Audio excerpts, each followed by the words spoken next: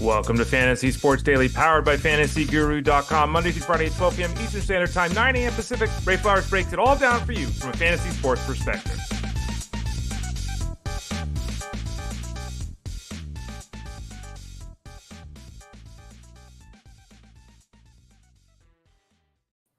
Hey there, everyone. Ray Flowers of FantasyGuru.com. How you doing today? Doing pretty well? Yeah, you're getting things rocking and rolling, getting ready for the start of the football season, continuing to crush things in fantasy baseball, working your way toward a title. All of this is good news, and it's what we like to hear at FantasyGuru.com. I'm Ray Flowers, as you know, I hope by now. I'm Ray Flowers at FantasyGuru.com. You can find me on Twitter X at the Ray Flowers. In fact, you can find me in most places at the Ray Flowers. Took a while to get all the names and all that put together because someone had my name on all the social medias and never used them, but used my name. I assume it was his name too. I'm not saying he stole my name, but never really used it. I got him now. I'm at the Ray Flowers all over the place, so check that out. I'm here every day, Monday through Friday, for Fantasy Sports Daily, 12 o'clock Eastern Time, 9 a.m. Pacific Time. You can find us right here, rocking and rolling on YouTube.com/@ElitePlusNetwork, Facebook.com/FantasyGuruHQ, on Twitter X at Fantasy Guru site. Later on in the day, you can type in Fantasy Sports Daily to your podcast network. Boom, you can find us there. You can go to FantasyGuru.com, click the Elite Plus tab at the top of the page. Find it there, too. You can also find all the other podcasts that are part of the Elite Plus network. Today, what are we doing? Well, it's a Wednesday, so we'll talk to Armando Marsal, talk some football in about a half hour. The situation with CMC got a little more interesting with the injury he's dealing with his leg. Puka Nacua's got a leg issue. We'll talk about that. Kyler Murray's not going to play in the preseason. What does the preseason mean? What can we take away from the preseason? We'll talk to Armando about that. Jayden Daniels, Caleb Williams, Bucky, Irving will also be some of the names that we mentioned there. We might even talk Tyrone, Tracy. What the hell? Let's get excited about some of these rookie running backs and what could potentially happen in 2024. It would help if I sent Armando, who's going to be on again about a half hour to talk that football, if I actually sent him the link so he could log into the show. So I'm actually doing that right now. So sorry, Armando, if you're listening. In terms of talking baseball, we got a lot of injuries to discuss. Luis Rengifo, Kyle Tucker, Julio Rodriguez, Mookie Betts, some huge names players. Yoshi Yamamoto, Justin Verlander, Grayson Rodriguez. What happened last night? We'll discuss that. Framber, Valdez, woo. On the plus side, Clayton Kershaw pitched better. Royce Lewis, James Wood, Matt Olson, Brendan Rodgers, Donovan Solano, Masataka Yoshida, Dansby Swanson, Alejandro Kirk, and the MVP of baseball. But Xavier Edwards continuing to kill it for the Miami Marlins. So we'll talk about all of that here moving forward. Okay, let's get into it here and start out with the discussion about Luis Rengifo. Let's pour one out, everyone. Pour one out. I've got a glass of water here, but let's pour one out for Luis Rengifo. Season is over. Hit 300 with 24 steals. The wrist issue got him. They finally determined that it wasn't going to get better with rest, and certainly a short-term rest wasn't going to do it, so they had surgery. His season is done. Angels suck. They got nothing to play for. If this was a different scenario, maybe this would be a different result, but it is what it is at this point. So his season is over, and this is tough because, as we're well aware, Rengifo in your league could qualify at 4 positions. Again, he was hitting 300. His on-base percentage is almost 350. He had the 24 steals. He was doing an excellent job despite being in and out of the lineup at the start of the season, despite being jerked around in the batting order. He had been extremely productive, and that ability to move him around was obviously such a huge key. So a guy that we all had, and it looked great for a while, and unfortunately the injuries will stop him from having that huge overall season. But I still think it was a win, especially with the flexibility and the ability to steal bases that he displayed. I was hoping he'd have 15 steals this season. He had 24. So he shot past that. But yeah, it's a tough one. Now the Ernie Clements of the world, as we were talking about earlier in the week, those kind of guys sort of take on more prominence because a guy like Luis Rengifo is going to be down. Angels suck. At least they're not the White Sox, but they suck. Kyle Tucker, let's get an update on Kyle Tucker. We got some big name outfielders here, Tucker, Rodriguez, and Betts. Dana Brown, the GM of the Astros, said this yesterday when talking about Kyle Tucker. Quote, he's doing limited baseball activity, unquote. He's coming along really well, according to the GM.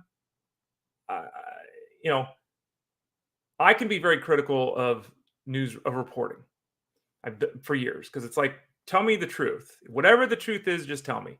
If you don't know the truth, don't report it. or report this is circumstantial. This is a guesstimate, right? It was reported that Kyle Tucker had a shin bruise. It's been over 2 months. Remember, again, when this injury occurred, they expected him to be okay in a couple of days. They didn't expect him to go on the injury list. When he went on the injury list, they told us it'd probably be a short stint. And then it went on and on and on. He's going to miss 10 weeks. They're still calling it a shin bruise. This is the worst shin bruise in the history of the world for a professional athlete if it's just a shin bruise. Why aren't we getting the full story? It's been over 2 months and he's not even doing everything yet. I don't know when he's going to be back. I'm hopeful it's in August, but as we've discussed here on the show, it might be September. We just don't know. We've heard for a couple of weeks now he's making progress, but there's still no timeline. Again, there's got to be something else going on with his leg other than a bruise. And by the way, let's just say this too. He drove for those people that forgot, he drove a baseball into his shin on a batted ball. And I gave my experience, hurts like hell. Your leg goes numb then, and it's, you have a problem walking. Okay, and you could get a golf ball size knot on your, it could really mess you up, but not for 2+ months. So I don't know what's going on. I don't know when he's going to be back. It'd be great if the team gave us some kind of timeline saying he's doing limited baseball activity. Like he's playing catch and hitting fungos. Like, come on, man. So again, we're in wait and see mode still with him. And that's disappointing because he's obviously a 30-30 threat that obviously is going to be a disappointment this season.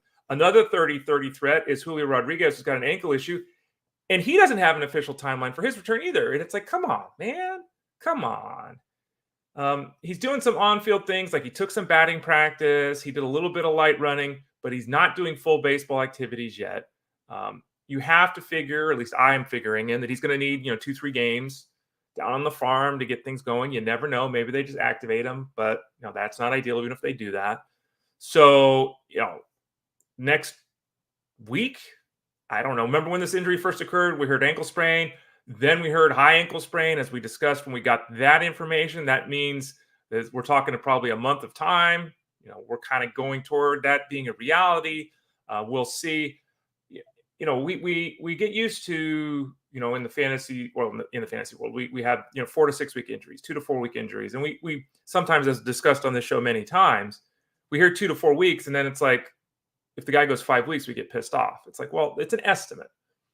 I'd still like to have an estimate. We don't have one with Kyle Tucker. We don't have one with Julio. So it appears, if I had to guess, that Julio Rodriguez is going to be back before Kyle Tucker. These are two obviously first-round draft picks that are dynamic talents that we're just without right now. And in a roto league, you're mixing and matching here. In a head-to-head setup, you're just hoping these guys get back for your fantasy playoffs whenever they start. So let's hope it's August for both these guys. Again, I think Rodriguez got a much better chance of beating Tucker back, but it still could be 10 days, 2 weeks, something like that with Julio Rodriguez. We'll see. Now, Mookie Betts is working his way back from a hand issue. We're expecting Betts to be activated next week. That's what we're hearing. That's the expectation at this point. Talk about, look at this. First round, Julio Rodriguez, Tucker, and Betts, all top 10 picks. Betts is out with that hand issue. He's hit all the checkpoints. They feel very confident with him returning and being okay. You never know. It's a hand injury, as we talk about all the time. When you have a hand injury, sometimes you lose a little strength. And but we got some firm news as to what is going to happen on the field. Dave Roberts, who is the manager of the Dodgers, said that Mookie Betts is going to play shortstop. And Mookie Betts, let's pull it up real quick. Get an actual game count for Mookie Betts, who's been utilized all over the place. Mookie Betts has played 65 games at shortstop, 16 games at second base. So we need 4 more games out of Mookie at second base. Come on, Mookie. Sounds like he may not get that. He's going to play shortstop when he comes back. The other piece of news here is the Dodgers' plan includes having Mookie Betts hit second. Now, in the old days, Mookie Betts would hit first, and obviously Shohei Ohtani would hit second, right? That's duh. Betts is a little, and it's funny because Ohtani's the one that steals more bases than Betts, but I just think that, Ohtani's got more power. He's left-handed, all kind of stuff. It doesn't really matter. They're both superstars anyway, but Ohtani's going to continue to hit leadoff. They're going to have Betts hit second, and one of the main reasons for that is they're kind of sounds like they want to keep the lineup staggered, so they probably go Betts, who's a righty, Ohtani, who's a lefty, Ohtani, who's a lefty, Betts, who's a righty, Freeman, who's a lefty, Will Smith, who's a righty. So they're getting that lefty-righty thing to avoid teams stacking relievers later in the game. Makes a lot of sense that too. Obviously, again, it doesn't matter. Maybe Mookie Betts, you could say his batting average, his on-base total. Let's try this again. I'm having a hard time speaking this morning. I'm so excited about the Dodgers. Does his RBI potential go down because Ohtani's in front of him hitting all these home runs? Does his RBI potential go up because now he's hitting behind Ohtani with his 400 on-base percentage versus Nick Ahmed? Probably it's a wash in the end, right? Bottom line is they're both going to be stars if healthy down the stretch.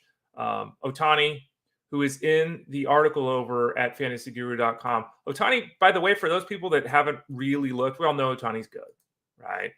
And I've said repeatedly he's the most talented player, I think, in baseball history when you consider what he can do offensively and as a pitcher as well. He's hitting 300 right now. He's already gone 30-30. So he's on pace to hit 300 with 40 home runs and 40 steals. He's also on pace to have 100 RBIs and 100 runs scored. Well, obviously well above that, but he's on pace to go 340, 100, 140. He is in an article that I wrote that just came out this morning, the batted ball data for the last month. It's a Rays Ramblings piece. And I want to encourage everyone who's a member at fantasyguru.com to, of course, read the article. It talks about the last 30 days, every player that had at least 75 plate appearances in that time. What's the batted ball data look like? So we looked at exit velocity, we looked at barrel rates, we looked at hard hit rates. We then looked at all three of those together and said which guys hit these qualifications and are high in all three numbers. And you've got names like Judge and Ohtani, but there's also other names on that list that aren't as sexy or exciting that if you're in a shallow league could potentially be on the waiver wires in your league. So I would encourage everyone to read that. Also a little bit at the end of the article talking about WOBA and kind of the leaders there, just who's performing the best of late. But anyway, Shohei Ohtani, pretty good. Mookie Betts will be right alongside him when he returns, and he's pretty good too. Keeping the Dodger talk going, and we'll have continual Dodger talk here. Yoshinobu Yamamoto, who is dealing with the shoulder issue right now that we've talked about a lot. His goal is to return before the end of the season. You hear that, and you're like, ugh.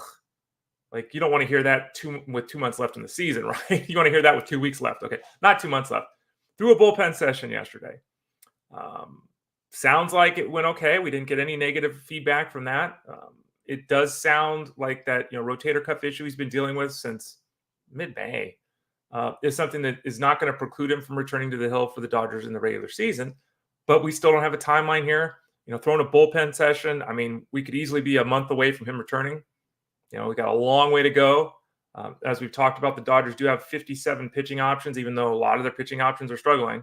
The guys they depended on, Yamamoto's hurt, Miller, Buehler. Clayton Kershaw just got back. We'll talk about him in a few minutes. But Yamamoto trending in the right direction, but still a ways away. We just don't have a target date for him yet. Justin Verlander, speaking of the Astros, when Justin Verlander hurt his neck, it wasn't supposed to be a big deal. Remember that? Not a big deal. Then, all right, we're going to put him on the injured list. It's going to be short-term. Don't worry about it. He's been out for 2 months with the neck issue. Okay.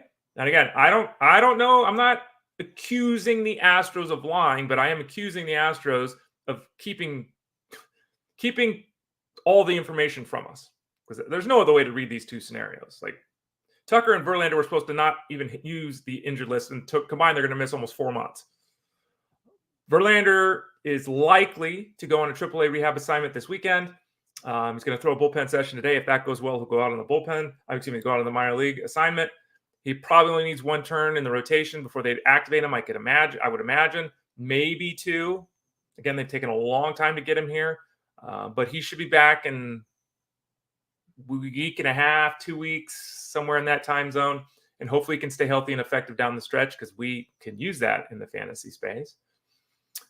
Grayson Rodriguez, who was in the cash game breakdown last night at fantasyguru.com, who was lined up to have an effective effort against the Blue Jays, because the Blue Jays obviously are not the offense they once were. Bichette's not even in the lineup. Guys are struggling a little bit, other than Vlad Guerrero, who's insanely hot. Was warming up and didn't make a start. Albert Suarez ended up making the start. And after the game, and there's video, and I retweeted it over at Twitter X at the Ray Flowers, but he throws a pitch, and he's just like, he didn't do anything overtly, like he didn't grab his arm. Oh, it was just, it's not working. And Phil Backert, Mr. Oriole, he and I were looking at this, trying to figure out what it is. And I'm like, I'm guessing it's the shoulder. And it was not clear, but my guess was the shoulder. I guess I was right on that guess. It turns out that he's dealing with a right lat teres issue. What is that? Well, this right lat teres, you hear the word lat in there. It's called the lat's little helper. It's not actually the lat, but it's the muscle that works with the lat to rotate the humerus. So the bottom line is, it's not his. Okay, I can't show everyone here. Everyone know where your lat is. Put your hand in your armpit, roll it down about 5 inches. There's your lat.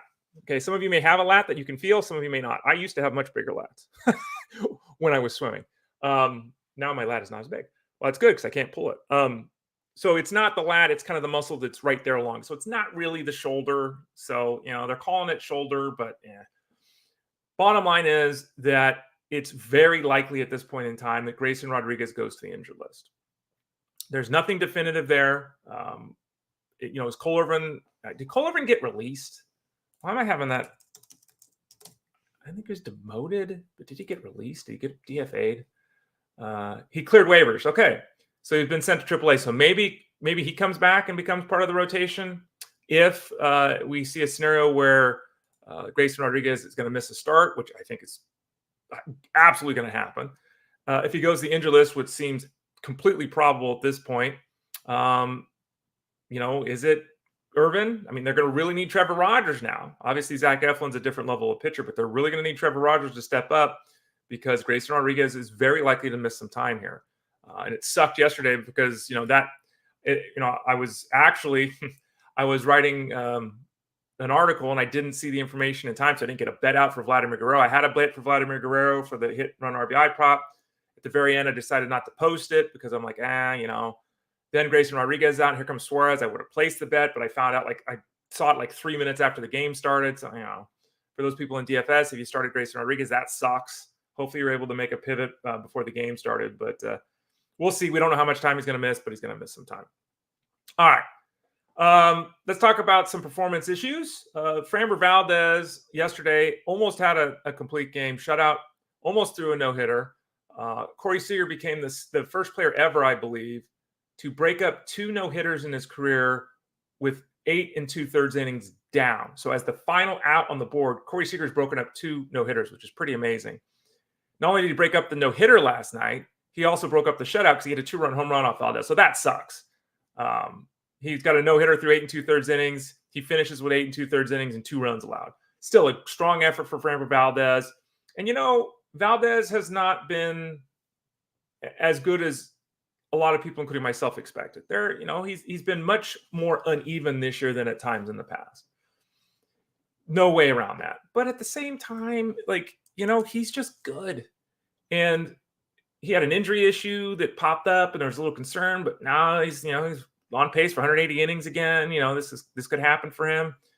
His ERA is 3.5. It's basically the same as last year. He's dropped the whip with the effort last night down to 119. That's basically his career number. Strikeout rate's a little bit down, but it's basically the same thing. In the end, there's been more peaks and valleys with Framber Valdez. But the overall performance has been Framber Valdez. And it's why he's on my Tout Wars team. It's why hopefully he's on a bunch of your teams. It's just, it's kind of the Logan Webb thing, right? And it's interesting. Both guys are similar. They're not big strikeout arms. They're huge ground ball guys. They're extremely durable. Those kind of guys, you look up and it's like, the guy's ERA is 3.6. And then you look up at the end of the year and the ERA is 3.38, and you realize the guy made 30 starts and threw 182 innings, and it's like it's not that bad. So I think just a pat on the back for Valdez. That was a strong effort last night against a Rangers team that is really struggling. Valdez, by the way, was the number 2 guy in the cash game breakdown last night. Luis Castillo was number 1. Castillo pitched okay. Valdez obviously was better. But Valdez just continued to get it done. Ted Schuster in his GPP breakdown, I believe, had Valdez as his number 1 pitcher.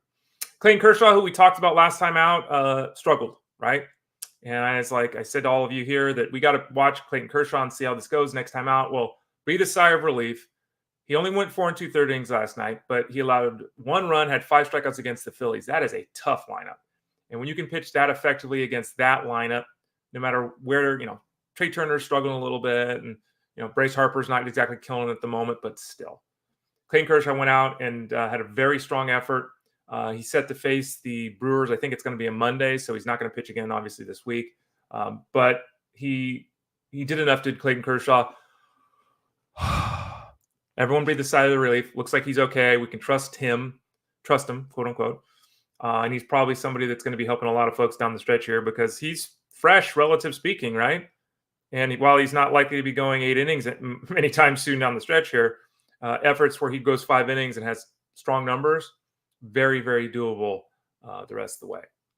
Royce Lewis. Let's talk about Royce Lewis. Had a home run, 2 RBIs last night. He's driven in 10 runs already, and it's the 7th of August? 10 runs this month. Royce Lewis, and we all say it, and it's kind of trite at this point, but stay healthy. Like, he's got 423 plate appearances. Doesn't even have 400 at-bats in his career. He's got 31 home runs. I mean, that's like that's a 45, 50 home run pace for a full season. Like, wow. And he's hitting 298 with a 953 OPS. Like, these are Bryce Harper numbers. I mean, these are huge numbers. And, this season, the walk rate is up. It's over 11%. The strikeout rate is down. It's down to 22%. This is greatness. Now, the 400 isolated power mark is not sustainable. It's just not sustainable. The 47% fly ball rate, that's great for the home runs, but that does, put you in a little bit of danger in the batting average category. Again, he puts the ball in play a lot, makes a lot of contact, so I'm not calling for the batting average to fall. But if he hit 265 the rest of the way, I think that's fair. Now, hopefully he betters that, but that's a fair look given the totality of his game here. And note that, he's got a ton of barrels. 16% barrel rate is great. 89 mile an hour exit velocity and 44% hard hit rate. But overall, these are impressive numbers. The key is staying healthy. He has not attempted a stolen base this year, and I don't know if that's probably a directive from the team. Just don't do it. Which is disappointing because he certainly has the ability. I think if they turn him loose and he could stay healthy, he could steal 20 bases. But at this point in time, it does not look like that's in the cards. They're saying, kid, just stay on the field. But the bat is blazing, and it's some really good from Royce Lewis.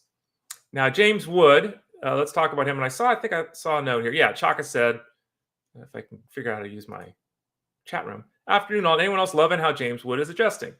James Wood last night had a couple of hits, 2 walks, 4 runs scored. He had a home run. He stole 2 bases. It was a massive game for James Wood. Now, James Wood is somebody who is in the article that I posted this morning over at fantasyguru.com talking about the batted ball data, which is not surprising. He's 6'7", he weighs 240 pounds, and he rips up the baseball. Okay. Now, the issue for him is, and it's something that I noted in the article, that we've got a real concern with James Wood. Not the talent, not the overall game, not the exit velocity numbers. Like, this is all really good stuff. We got 2 issues with him. Number one, we've got a 33% strikeout rate. You don't hit 270 very often with a 33% strikeout rate. You just don't do it. We know that. He needs to make adjustments there. He probably will, but that's something to keep an eye on. A greater concern is that this guy has gone full Billy Hamilton. His launch angle is like 0. Okay, let me look at it exactly and get what it is. His launch angle is minus 0.02. Just let that sink in. And I should have probably said full Vladimir Guerrero, but even Vladimir Guerrero's got a 9-10% launch angle. Wood is hitting everything into the ground. Everything into the ground. And as a result, his isolated power mark of 157 is below the league average. His ground ball to fly ball ratio is 3. That number needs to be 1.5. Okay. His ground ball rate is 59%. His fly ball rate is 20%. That's terrible for a guy who's 6'7", 240 pounds and is trying to hit 30 home runs. It's terrible. We can learn to lift the ball. We can't learn to hit the ball 94 miles an hour with an exit velocity with a 55% hard hit rate. Can't learn that, okay? So all the pieces are absolutely there with James Wood. He had that huge game last night, but there's adjustments that need to be made with his swing. Until he lifts the baseball, he's completely dependent upon the home run to fly ball ratio, and even being dependent upon it, I mean, he's on a 15 home run pace right now over the course of the full season, and his home run to fly ball ratio is double the league average. It's 21%, right? So he's going to have to learn to lift the baseball. It's just not there right now. I don't think anyone's, like Chaka said, I don't think anyone's complaining about what we've seen. I don't think there's any reason to be overly concerned about what we've seen to date. He has made adjustments. He is a young guy. He's 21 years old, but there are adjustments that need to be made with James Wood. Matt Olson, another solid game, 2 for 4, a couple of doubles. He's starting to go. So if you hadn't noticed that, we've talked about it previously, but just another couple more hits last night. Matt Olson's rounding into form. Brandon Rodgers went 2 for 3 last night with an RBI, a couple of runs scored. Loves hitting in Colorado, does Brandon Rodgers. He's 7 for his last 15. He's got a home run and 3 doubles. So 4 extra base hits in 4 games, gone 7 for 15. He is the quintessential never lives up to expectation guy. We all know that. We all can hope for more. We can all hope that this run is sustained the final 2 months. And I can't say it's impossible, but I also wouldn't say he's anything other than a mixed league middle infield option. That's just what he has shown us. He doesn't run, doesn't hit very well at times when he's away from Coors. There's health factors that always have to be considered. Nice groove right now on the waiver wire. If you need a little boost, they're playing in Colorado this week. Okay. But let's not get overextended with Brandon Rodgers. Donovan Solano had 4 hits and 4 RBIs last night. Ray, who gives a flip about Donovan Solano? I think that's a fair response. But 4 hits, 4 RBIs, that deserves talking about. He's almost 37 years old. He's been on, let's look at it. He's been on the Marlins, the Yankees, the Giants, the Reds, the Twins, and he's on the Padres this year, in case you forgot. Ray, why are we talking about this guy? He's hitting .314 this year. He's got a .366 on base percentage this year. Like, I mean, is this a guy that runs a lot? No. Is this a guy with a lot of power? No. Is this a guy that's sexy? No. He does qualify at multiple positions. We were talking about if you lost Luis Rengifo. Solano's played 26 games at third. He's played second base. He's played first base. Depends upon how your league, handles the qualification, but maybe he qualifies at multiple spots. He's hitting over 300 at home and on the road. And he's 9 for his last 17. He's killing it the last 6 games. Not going to play every day, not going to have big numbers, but shout out to Donovan Solano, who's done his job extremely well. Masataka Yoshida, another guy we were just talking about yesterday. I think it was yesterday. Maybe it was Monday. Had a solo home run and a single. He's hitting .330 with 3 home runs and 25 RBIs his last 31 games. He had a big game last night. A couple of hits, 3 RBIs. Here we go. And he actually hit in front of Rafael Devers last night, which is a pretty good place to be. Behind Duran, ahead of Devers. They keep him there. Masahiro Tanaka could be a usable piece in all mixed leagues down the stretch. Dansby Swanson went 3 for 4, the triple and RBI. He's 8 for 19 in August. He's hitting .230 on the year with like a .300 slugging percentage. He has been awful. He's been awful. It has not looked like the hitter that we have seen for his career until this point. 8 for 19. He's in that Brandon Rodgers zone. Maybe we catch fire for a couple of weeks kind of thing. I'm not overly excited about him. You can see the rankings were updated on August 1st over at fantasyguru.com, but a nice little run. 2 more names before we go to Armando Marsal. Alejandro Kirk went 2 for 3 last night with the home run. And you look at Alejandro Kirk's numbers, and they're not very good. But remember, the Blue Jays got rid of Danny Jansen. He's now with the Red Sox, so Kirk is playing. And Kirk's last 13 games, he's got 10 RBIs, and he's hitting .333. He can hit. Now, we haven't seen it for a couple of years. It wasn't very good last year. His OPS was .690, but he can hit. And he's in a nice groove right now, especially for people like me, right? Like I lost Gabriel Moreno in the league, and I don't know if Kirk is on the waiver wire in that league. I'd have to check. He probably isn't. But in 2 catcher leagues, Alejandro Kirk might be someone that you're considering adding. And then finally, the guy that we highlighted here on the show, the guy that we talked about here on the show, the guy that we've written articles about over at fantasyguru.com, the guy that we've talked about in Discord over at fantasyguru.com, Xavier Edwards. I mean, this is getting bananas. I love that term. He's getting bananas. He's 2 for 4 at a double last night. Okay. That's a 9-game hitting streak now for Edwards. He's hitting .472 in his 9-game hitting streak. So he's not getting a single a night. And .472. I mean, this You look at his numbers, and his last 24 games, he's hitting 414. He's got a 987 OPS. It's only one home run. He's got a 987 OPS the last month. Oh, and by the way, 12 RBIs and 15 runs scored. Oh, and here's the best part. Qualifies at second base and shortstop and has 12 steals. 12 steals the last 24 games. He's got 8 steals his last 13 games. You've got to be starting Xavier Edwards if you have him right now. Fingers crossed that he can maintain, not this, because this is impossible, but maintain a really effective offensive game the rest of the way, as we talked about when he was given the opportunity here with the Marlins. Love the game. It's been a long time coming. It's taken him a while to find his groove at the big league level. He has found it. And right now, not many batters in baseball are more effective than Xavier Edwards. We'll hit up the chat room here toward the end of the show. If there's some comments and questions and such in there, I see some comments. So we'll get to those in a little bit. But now it's about halfway through the show on a Wednesday. And when we get about halfway through the show on a Wednesday, we talk to this guy. And this guy is a fellow that I actually did a podcast with last night. We've done a couple of podcasts for the 20 preseason podcasts over at fantasyguru.com. You can see it there on the screen. Go to fantasyguru.com, click the subscribe tab in the top right corner. You can get access to the seasonal package, the DFS package, or the wagering package for football. You can get my work for fantasyguru.com and football in there. You can also get our next guest. Again, we did a couple of podcasts together. He's done some other podcasts by himself. You can find this show, Fantasy Sports Daily, at fantasyguru.com, clicking that Elite Plus tab at the top of the page. It'll take you to a link for Fantasy Sports Daily. It'll also take you to a link for this guy. Oh, no, he's not that small. Let's make him bigger. It's Armando Marsal. You can find his Armando Marsal podcast. You can find him articles, Discord, all that kind of good stuff. And you can find him here with us every Wednesday. How you doing, Armando?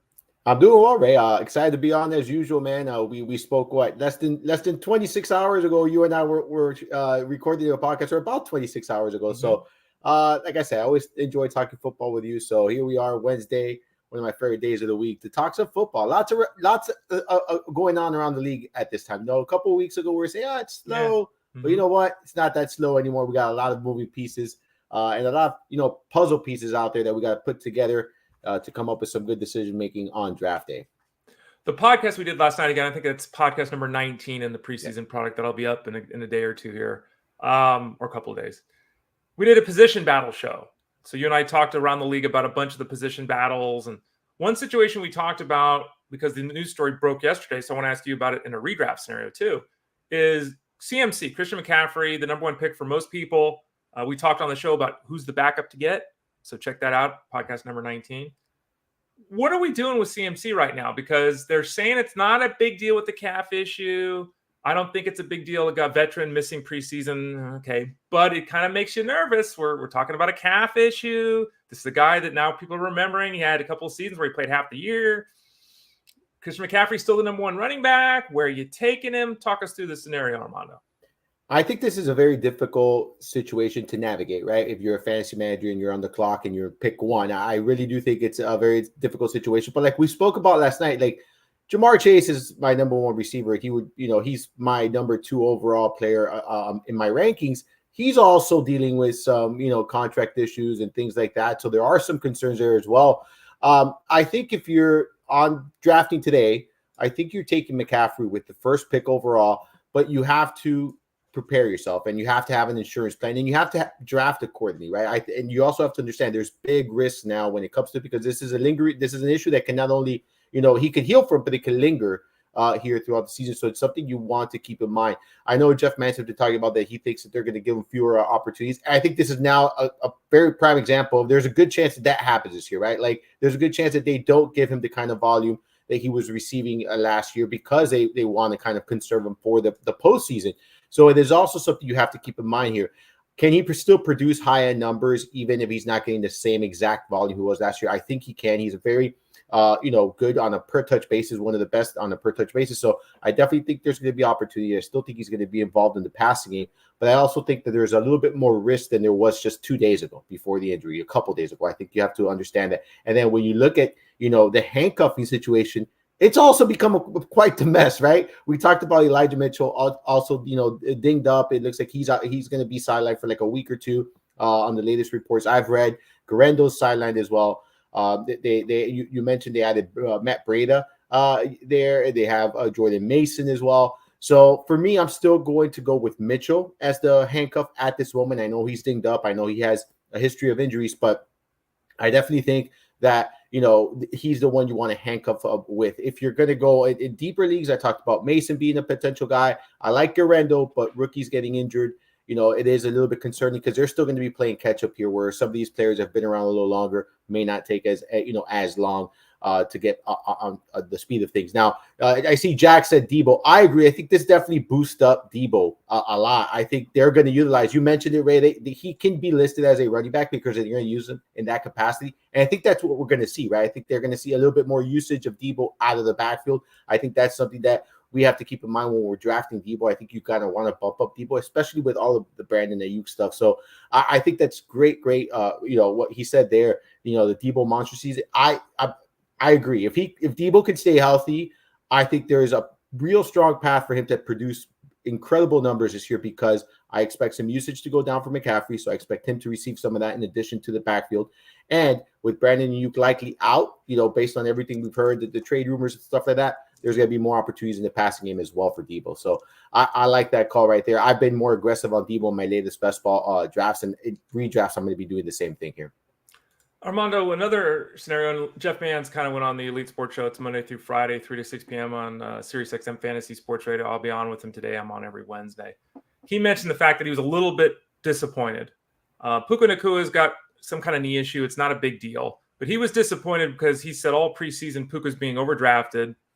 Now the excitement on Puka will pull back a little bit because people will be a little bit concerned. And Jeff's like, shoot, we're losing some of our edge there as people over in the Elite Mafia. What are your thoughts on Puka Nacua? It sounds like he's fully expected. Sean McVay said he's going to be playing in week 1. It doesn't seem like this is a big deal. Do you think people are going to react strongly and he's going to drop an ADP? And is that what should happen regardless? I hope he drops an ADP so I could start investing, right? Because I was with everyone here at Fantasy Guru. I was not investing in Puka Nacua in that round 1. And I think this also hurts those who were investing in Cooper Kupp, right? Because there's been a lot of positive reports about Cooper Kupp, and if you were investing in Cooper Kupp, I think you were getting decent value. And I think now this is going to inflate, Cooper Kupp's ADP and then kind of deflate Nacua. I don't know if Nacua is going to get cheap enough where I'm still willing to invest, because I still think that, with these reports saying that he's going to be ready for week 1 and he's going to be okay for week 1, I think people are still going to be okay with drafting him. Maybe we will see him go from that back end of that round 1 to maybe the front end of round 2. I still think that's a little rich for my blood. But if he drops down to round 3, I don't think this is going to happen. Now, if he drops down to round 3, this is where I probably start, investing and taking some shares of Puka Nacua.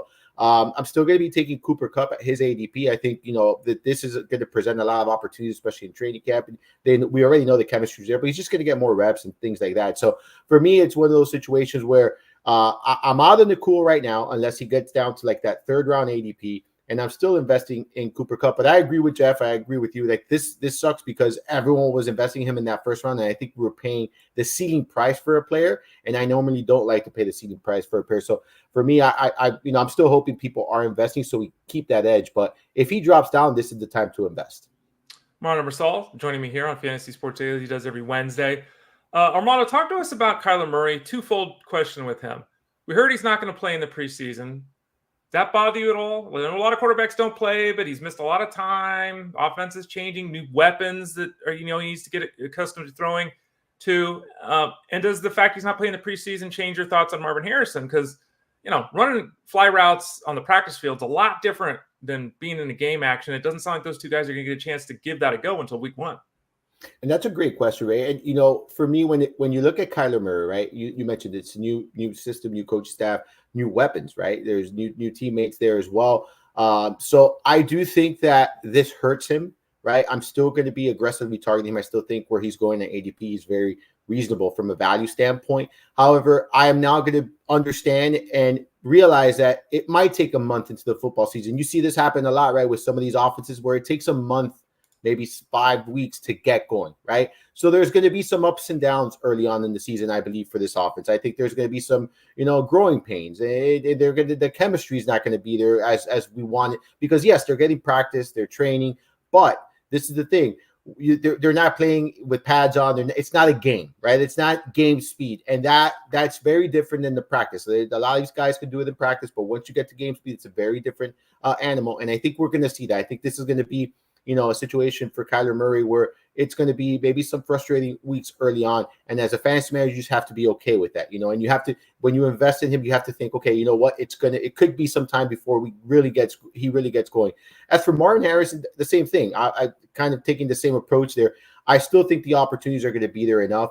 I think there's going to be growing pains. I think that, the chemistry has to be built, but there's no denying that the opportunities, the targets, he's going to demand a lot of that. He's going to be a big part of this offense. And because of that, I think he's still going to be relatively safe. But again, I wouldn't be surprised if there's some ups and downs early on in the season until this offense really gets going and clicking, right? And we see this almost every year, with teams. We've seen it with Joe Burrow, like he kind of doesn't get going until October or whatnot. We see it with other quarterbacks where it kind of takes a month, and we've been now seeing that for a couple of years. So in this specific situation, that's how I view it. I look at Kyler Murray. I'm still investing in him. I still think he's going to be, when I'm looking at it for the season, I think he's going to be just fine. When I'm looking early on in the season, I think there's going to be some bumps on the road simply because he's not getting a lot of playing time and a lot of reps in game speed. So yeah, it does impact him, but not enough for me to avoid either of the two.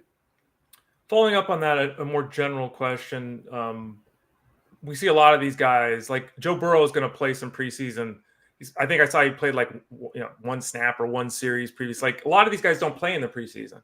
Other guys are fighting for jobs and they're giving it their all in the preseason. How do we look at the preseason and take anything out of it? Like what should we be looking for when we discuss the preseason? How much does it matter? Does it not matter at all? Is it completely dependent upon whether you're a veteran with the role or not? You know what I mean? Like what should we be looking for to pull out of the preseason? Because a lot of teams tell us it doesn't even matter. They don't even play their guys. Yeah, it's very difficult, right? Because you look at some of these players like that have big preseasons, and then they just a lot of the time they're not a factor in the regular season, right? Or they really don't carve out a role or anything like that. I think this is just where the coaching staff are looking at their depth and they're seeing what they have, and maybe some of these guys emerge. Maybe you just take notes. That's what I do in the preseason. I take notes. I understand that, some of this is going to be fluff. Some of it is not. You mentioned it. A lot of times we're seeing, the third, fourth stringers out there just playing football. And, these are guys that are trying to make the cut. This is depth a lot of the time.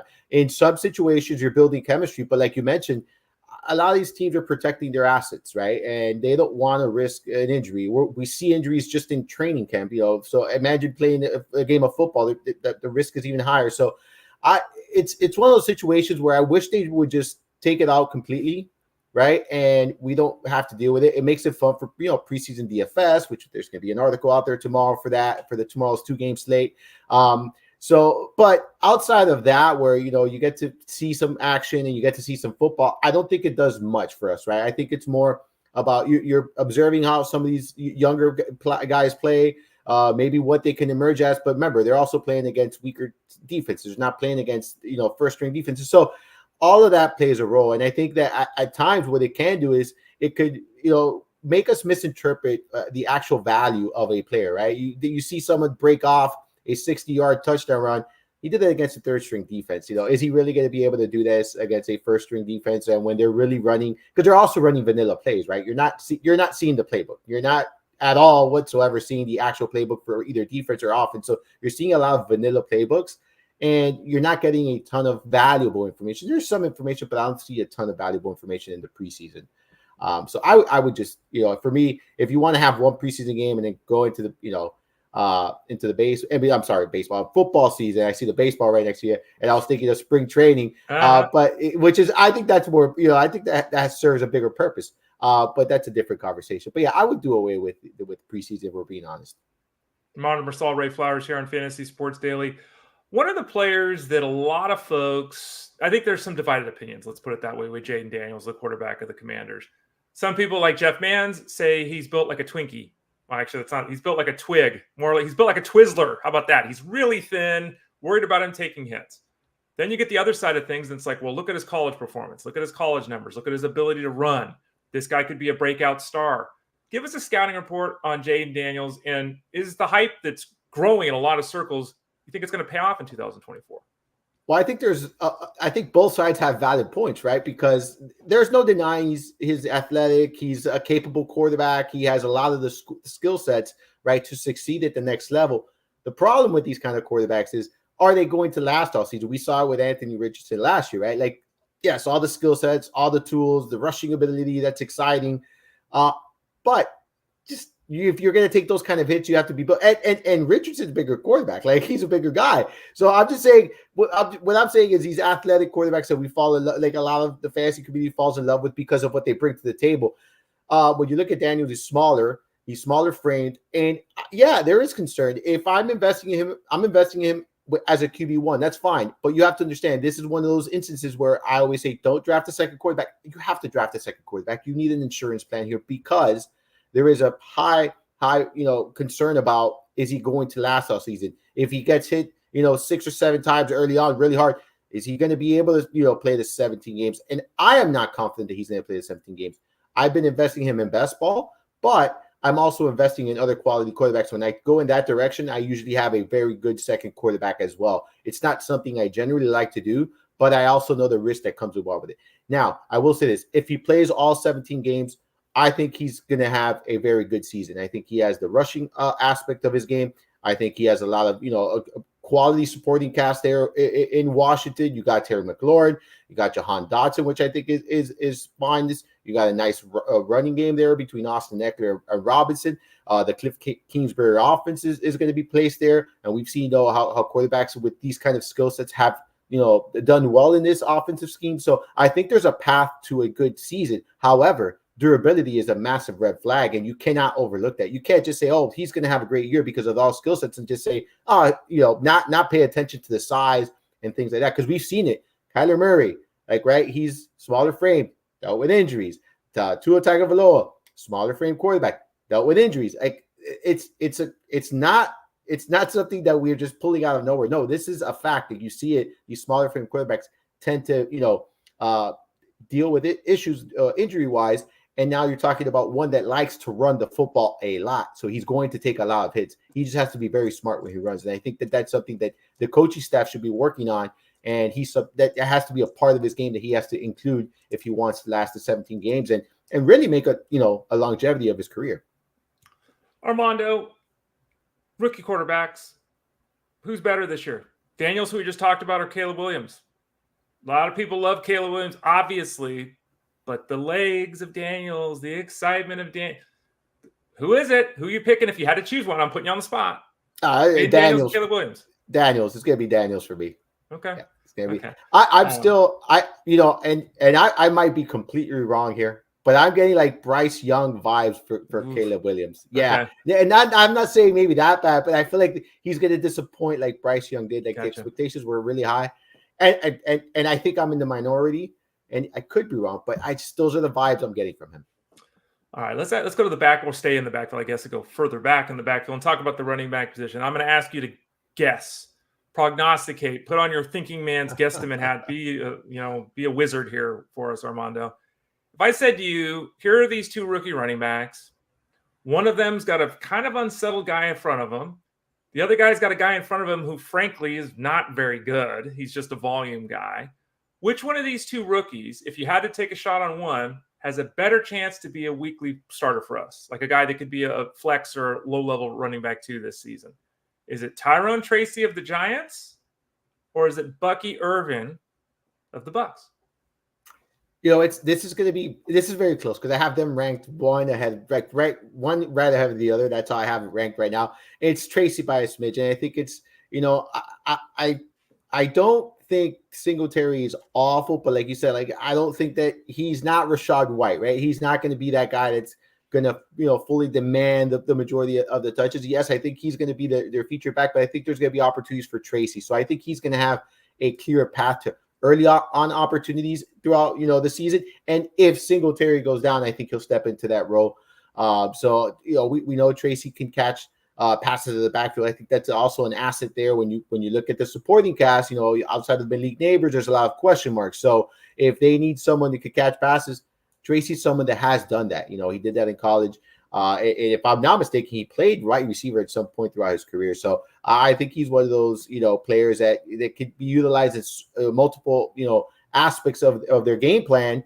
So I think there's going to be production. Whereas Bucky Irving, I think it's going to take an injury or Rachaad White to miss a lot of time in order for him to actually see opportunities here. And I think they still have Chase Edmonds there as well, like someone who's been around the league. I think he'll also be involved. So I see a clear path for Tracy though. But they're right there. I have them both in the top 555. I'm not top 55 running back there, or top 60 running backs. And I think I have them maybe like 52, 53, 54, 59 in that range. So I have them right there next to each other, right? Let's go to the chat room here. We got a question from Jim Karen, or Jim C. Says, I'm in an auction. Keeper question. Kyren Williams for $7. Zay Flowers for $5. AJ Brown for $22. Waddle for $21. Now, Jim, if you're still there, I don't see how many of these guys we want to keep, so let us know that. I guess we're going to have to just rank them 1 to 4, Armando. We're also going to have to assume, I'm going to assume this is a $100 limit, or you think it's 200 with these price points? I mean, so we got a lot of assumptions here. I think it's 100, right? Yeah, I would think it's 100 because Brown at 22. Yeah, I'm looking at it I'm now. going to assume it's 100. Yeah, I'm going to assume 100, and let's rank them 1 to 4, just in case people are listening. Who's the best guy? Again, Kyren Williams at 7, Zay Flowers at 5, AJ Brown at 22, and Jalen Waddle at 21. I'm going to say Kyren. Oh, it's a $200 budget there. $200, and he needs 2. Is it a PPR setup, Jim? Since you're there still, Jim's answering it right away. Yeah. A $200 budget. I mean, guys for single digits in a $200 budget.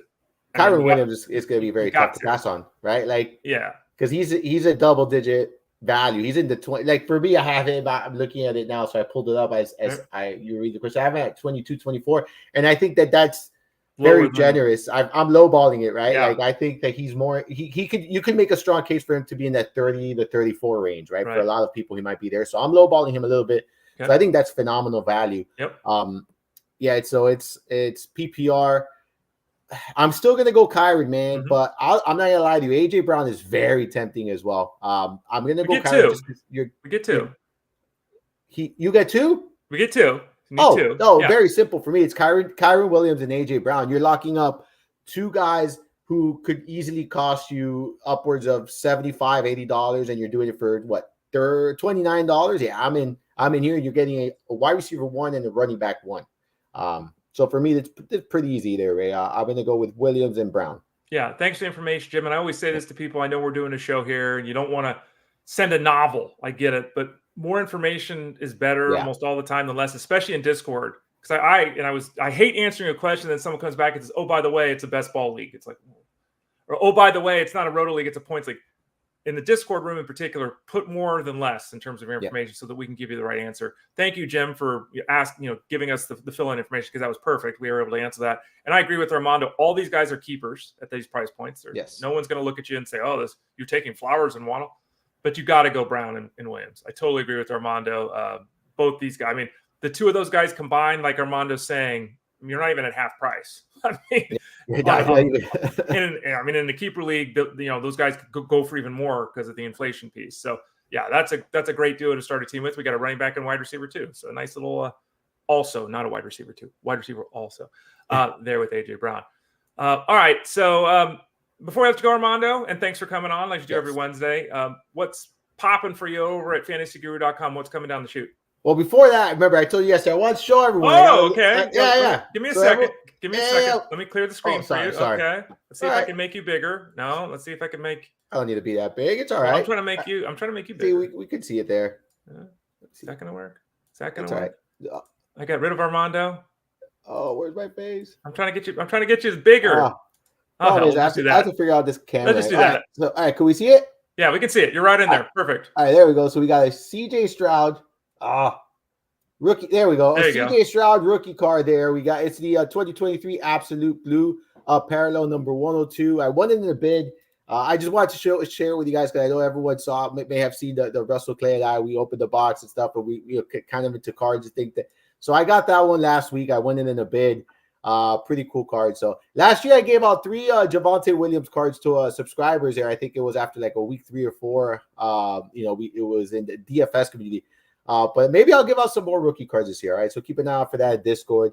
But Ray, to answer your question, what do I got going on? Well, we got training camp. We obviously got, the podcast. We have a ton of content coming out. We have our training camp.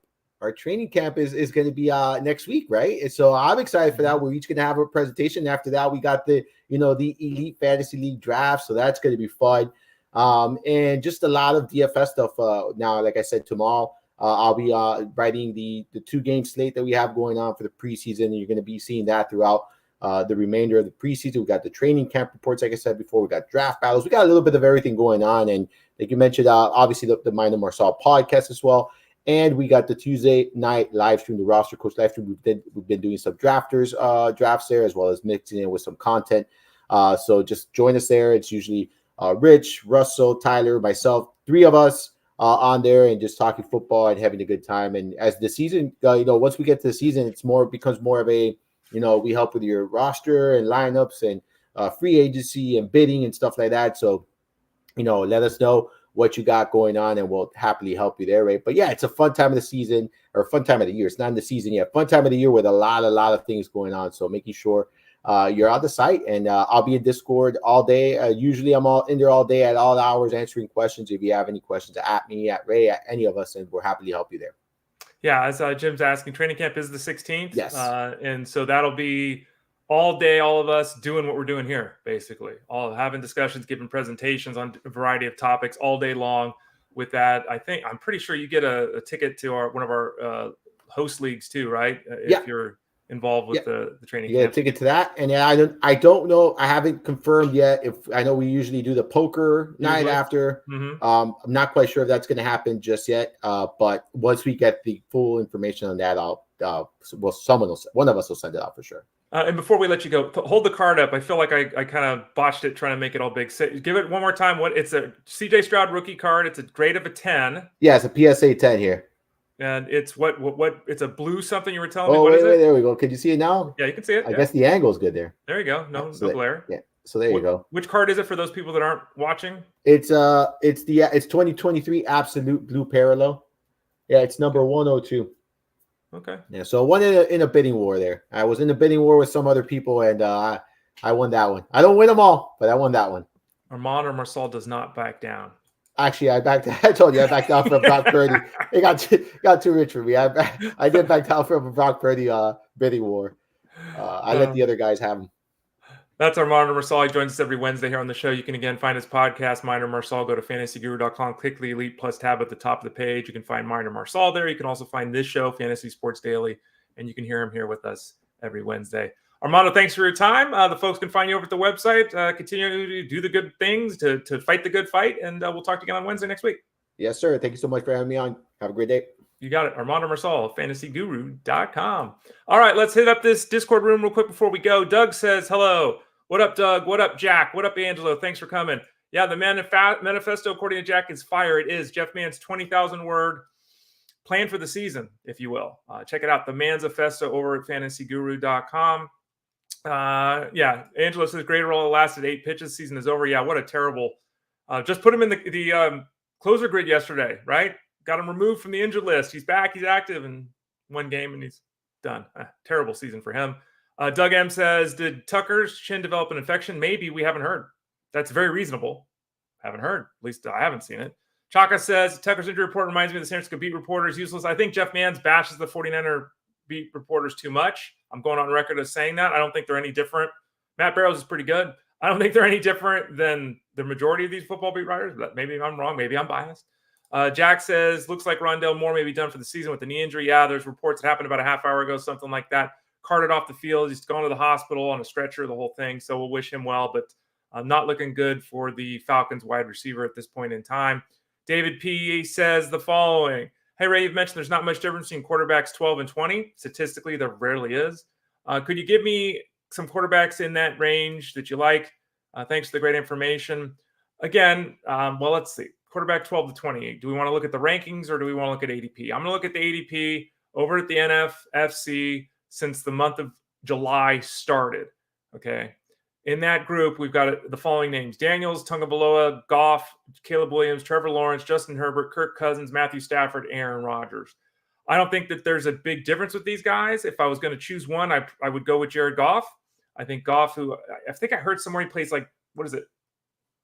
Like 85% of his games this year are indoors, like something crazy like that, even though they're on the road.